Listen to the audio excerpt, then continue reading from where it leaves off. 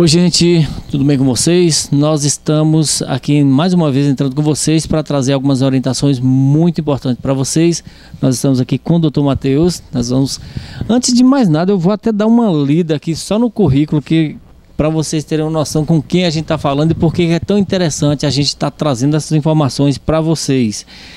Matheus Souza, ele foi subprocurador-geral do município de Vitória da Conquista, em sequência, e é procurador do município de Vitória da Conquista, no caso, assessor jurídico na Câmara de Vereadores e Municípios, advogado militante na área de Direito Público Eleitoral, pós-graduado em Direito Processual Civil, pós-graduado em Licitações e Contratos, a nova lei de licitações, pós-graduando em Direito Municipal, pós-graduando em Direito Eleitoral, especialista em reforma e atualizações do Regimento Interno da Câmara de Vereadores e Lei Orgânica Municipal, e também é membro diretor conselheiro fiscal da ABAN. Isso aí o senhor vai tirar para a gente a dúvida do que seria a ABAN.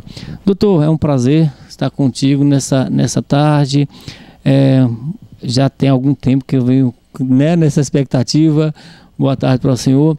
E a minha pergunta, doutor, no caso, ela vai ser única. Depois de amanhã nós estamos, nesse domingo agora, nós estamos para acontecer uma eleição muito importante para o nosso país.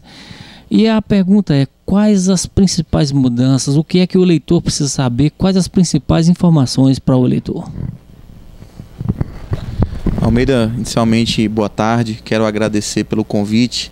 Realmente tem um bom tempo que nós estamos tentando marcar essa entrevista, não foi possível, mas eu prometo retornar um dia ao vivo para a gente bater um papo maior, mais amplo sobre outras questões. A gente tem um trabalho prestado na Chapada, em alguns municípios aqui, em Piatã, em Boninal, Abaíra, que eu sei que a audiência do Portal Cabral abrange todos esses municípios, também Ceabra, Lençóis, Iraquara, enfim, a Chapada tem sido nossa casa aí nos últimos anos.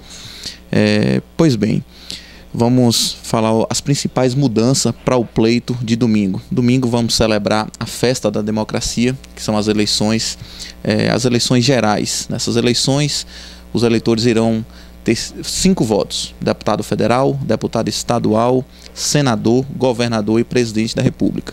O primeiro turno, no dia 3 de outubro, podendo ter segundo turno tanto no âmbito estadual quanto nacional, que ficará para o dia 3 de outubro. Nós vamos ter um interstício aí desses dias que irá continuar a campanha caso tenha segundo turno.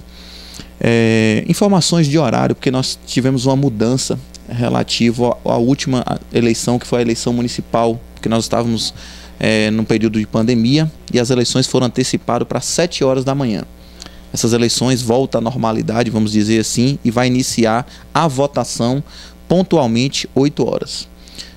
Nós temos as mesas receptoras, as pessoas que já foram treinadas para trabalhar, que são o presidente, o secretário, os mesários. Cada partido e coligação tem os seus fiscais também. Esse pessoal já foram treinados pela Justiça Eleitoral, os fiscais já devem ter tido alguma orientação dos respectivos partidos. E o principal, quem faz acontecer isso, que são os eleitores. Para os eleitores, a principal novidade é no que diz respeito ao celular. Na última eleição, no último pleito, o que já era vedado? Era vedado o uso do celular na cabine de votação. O eleitor registrar o voto ali. Isso aí era proibido por lei. Agora, essa proibição tem uma abrangência maior. Todo o eleitor, quando ele adentrar a sessão, o mesário vai perguntar a ele se ele está portando o aparelho celular ou qualquer outro aparelho eletrônico de vídeo e imagem. Se porventura ele estiver portando o aparelho celular, ele vai ter que desligar e entregar aos mesários. E só após a entrega e a verificação da identificação é que vai ser autorizado ele dirigir a cabine de votação e executar os seus votos. Se porventura algum eleitor se recusar a entregar o aparelho, ainda que desligado, a lei ainda fala assim, ainda que desligado, não será permitido o voto. Se inclusive ele insistir, os mesários, sobretudo o presidente da mesa receptora, ele é a autoridade maior naquele momento, ele pode requisitar a força policial. Então essa é a principal novidade. Mesmo se uma eleitora chegar e falar, ah, meu celular está na bolsa, não vai poder adentrar se não entregar o aparelho celular. Essa é a principal novidade, porque está completamente vedado. O que é que nós orientamos aos eleitores? Se quer levar o aparelho celular para o local de votação, deixa em casa, deixa no carro, mas não adentre a sala com o celular. Mas nós temos uma exceção. O eleitor ele não precisa necessariamente portar o título de eleitor. O que é obrigatório é um documento de identificação com foto. Quais são esses documentos? O RG, a CNH, que é a Carteira Nacional de Habilitação, a carteira de trabalho, carteira de reservistas, carteiras também de identificação das entidades de classe, dos conselhos de classe, exemplo, OAB, CREA, qualquer documento com foto oficial é possível. E o que é permitido também? É permitido também o aplicativo, o e-título, que todos os eleitores podem baixar até no dia de sábado. Eu disse anteriormente que o cidadão não poderá comparecer à sessão portando o celular, mas se ele tiver com e-título ou com qualquer documento com foto e for mostrar, o que vai acontecer? Ele vai poder mostrar o documento com título, desligar o celular, entregar e ir votar. Então isso aí é possível. Ainda falando sobre o dia do pleito e abrangendo a questão dos eleitores, nós temos também as preferências para votação. Quem tem prioridade para votar? Juiz eleitoral, promotor eleitoral, as pessoas que estão a serviço da justiça eleitoral no dia do pleito, e também idosos a partir de 60 anos, lactante, pessoas com crianças de colo, todas aquelas pessoas que já têm prioridade por lei, elas têm preferência na votação, não é exclusividade, eles têm preferência. E nós temos uma super preferência na fila, que são as pessoas acima de 80 anos, que também terão essa prioridade aí. Continuando, falando também que aí abrange tanto eleitores, quem irá trabalhar no dia da eleição, sobretudo como fiscal, é a questão da padronização da vestimenta. Hoje no Brasil, os partidos políticos, eles têm cores, e as cores identificam os respectivos candidatos e o próprio partido. O que não é possível? Não é possível a padronização da roupa. Ou seja, um aglomerado de eleitores e votarem todos usando, na verdade, roupas de determinada cor, ainda que sem qualquer propaganda, só uma padronização. E principalmente também quem for trabalhar como fiscal de determinado partido. Os fiscais combinarem, vão todos vestindo determinada cor. Ah, nosso partido é verde, vamos todos usar a cor verde. Isso não vai ser permitido, essa padronização, porque pode configurar como se fosse um direcionamento para aquele eleitor, falar, aquele lado está mais forte, alguma coisa do tipo. Isso é proibido. As demais proibições, exemplo de boca de urna, tudo isso aí se mantém, não é novidade. E sobre também o eleitor fazer manifestação política e eleitoral no dia. Isso aí, o que é permitido e o que não é. É permitido o eleitor ele fazer uma manifestação silenciosa. Então, como que individual e silenciosa. Então, doutor, eu posso ir votar com a praguinha do meu candidato? Pode. Eu posso ir votar com a camisa identificado com o número do meu candidato, com a bandeira do meu candidato, ter algum tipo de manifestação individual e silenciosa? Sim. O que não pode? Não pode também a aglomeração de pessoas. Reunir 5, 8 pessoas, 10 pessoas, ficar ali em frente aos respectivos colégios, escolas, fazendo algum movimento ali no momento da votação. Isso aí é completamente vedado, a Justiça Eleitoral não irá permitir. Para os eleitores, são basicamente essas novidades. Eu considero que a do celular é a principal. E também sobre a urna eletrônica, surgiu uma novidade aí, inclusive alguns vídeos que estão circulando nas redes sociais, trata inclusive de fake news. O próprio TSE já publicou vídeos mostrando que isso não procede. Está circulando nas redes sociais uma informação que inclusive não procede. O próprio TSE já publicou um vídeo demonstrando que isso é fake news e que não procede. O que mudou? Na verdade, o eleitor, quando ele votar, vai aguardar ali poucos segundos, vai aparecer uma palavra escrito confira. Só que ele não precisa clicar nessa palavra confira e depois ele vai, normalmente, como já ocorria nas últimas eleições, ele vai confirmar o voto. Mas o que está circulando aí em alguns vídeos? Que se a pessoa vê a palavra, confirma e clicar ali imediatamente, vai anular o voto. Ou então, se não clicar na palavra confirma e clicar em confira, que vai anular o voto. E isso não procede. Não terá voto anulado. O voto será computado. Terá o resumo lá da votação. Isso não será computado.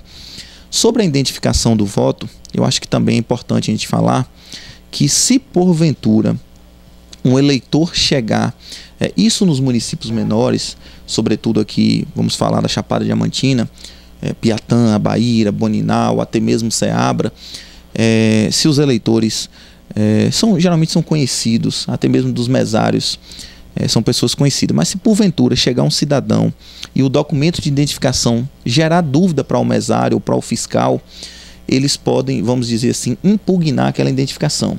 E aí o presidente da mesa receptora, os mesários, irá questioná-lo, fazer uma abordagem questionando alguns dados, verificar inclusive questão de assinatura, biometria. Se porventura essa dúvida persistir, o fiscal ele pode fazer uma impugnação, um protesto, registrar em ata, e pode ser inclusive convocado o juiz eleitoral para comparecer e dirimir essa dúvida aí. Não é muito comum de acontecer isso nos municípios menores, porque, como eu falei, as pessoas, além de ter a questão da boa-fé, porque é crime votar no lugar de outra pessoa, isso é considerado crime eleitoral, todo mundo conhece todo mundo, vamos dizer assim.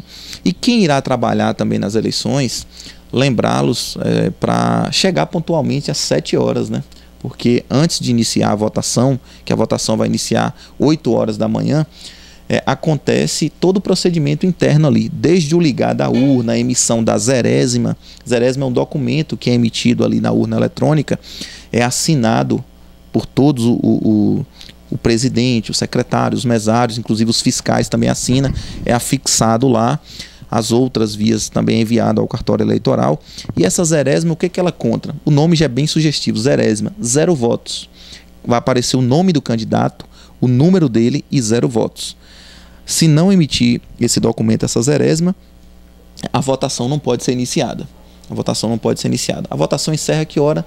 17 horas. Porém, se chegar às 17 horas e tiver pessoas na fila ainda com senha, eles terão direito de votar enquanto tiver essas pessoas na fila, até a fila se esgotar. Mas é interessante todos procurar votar no horário para às 17 horas encerrar a votação. E eu acredito aí que às 19, a gente já deve, 19h30, a Justiça Eleitoral já estará com os resultados aí para a gente. Eu acredito que é basicamente essas orientações voltadas para os eleitores. Nós fizemos alguns cursos de capacitação voltado para fiscais, para delegados, lá em Vitória da Conquista, alguns treinamentos, e aí a gente passa algumas outras informações, mas para o eleitor, eu acredito que essas informações são suficientes. Eu me lembrei aqui, antes de nós finalizarmos, de orientação que é importante também, de pessoas com deficiência ou com mobilidade reduzida. Essas pessoas, por lei, elas poderão adentrar a cabine de votação com uma outra pessoa para auxiliá-lo. Inclusive, a lei fala que pode até mesmo digitar. Se a pessoa tiver uma mão atrofiada, por exemplo, alguma dificuldade, qualquer tipo de deficiência que impeça ela de votar, a lei fala que até mesmo digitar o voto. Quem não pode ajudá-los? Quem estiver lá a serviço da Justiça Eleitoral. Mas se ela for com um parente, um familiar, ou então escolher qualquer pessoa que estiver ali na fila, a escolha é dela. Ela pode convidá-lo e os mesários irão autorizar. Lembrando que ninguém pode votar no lugar de outra pessoa. Isso aí trata-se de uma excepcionalidade e bom senso também das pessoas que estão trabalhando no dia da votação. Lembrar a todos os eleitores ter um tratamento cortês com os mesários, que são pessoas ali voluntários que estão trabalhando a serviço da Justiça Eleitoral, a serviço da democracia, fazendo acontecer, com certeza, com certeza. Então, assim, tratar eles, porque não é fácil, fica o dia todo ali trabalhando com total dedicação, é muita responsabilidade o trabalho que eles desempenham, e vamos fazer a festa da democracia com paz e celebrar esse dia.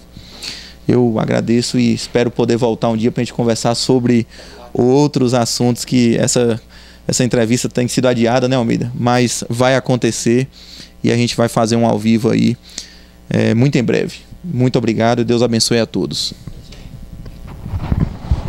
Nós que agradecemos aqui no portal e para vocês que acompanham essa matéria, eu creio que vocês tenham percebido a importância de tudo isso que foi informado e a gente quer, nesse momento, mais uma vez agradecê-lo e aguardar que um dia a gente possa estar ao vivo realmente, tá bom? Forte abraço a todos e até a próxima.